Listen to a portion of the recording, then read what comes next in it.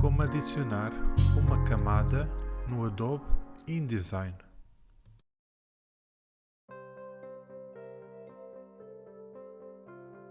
Olá, bem-vindos a mais um vídeo da Rata ADCC. Neste vídeo vamos aprender como adicionar uma camada no Adobe InDesign. Temos o InDesign aberto no novo documento. Temos de verificar se temos o painel das camadas disponível. Para colocá-lo visível, clicamos no menu Window e a seguir clicamos em Layers.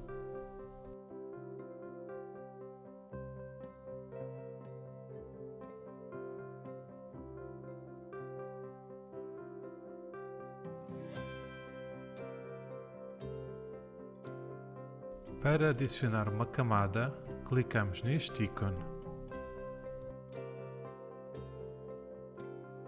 Temos de selecionar a camada para adicionar elementos.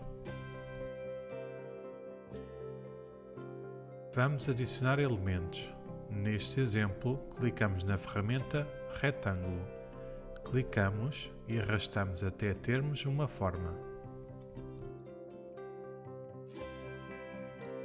Na camada, podemos agora abrir uma lista com as formas criadas dentro.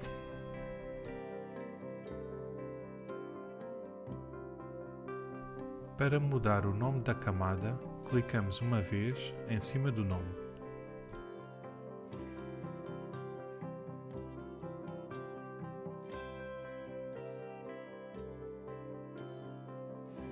Para eliminar uma camada, selecionamos a camada e clicamos neste ícone.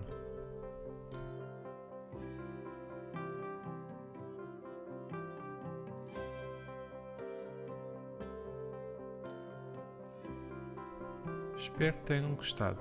Se tiverem dúvidas, coloquem nos comentários. Para mais vídeos sobre o Adobe InDesign ou outros programas, vejam o nosso canal. Obrigado!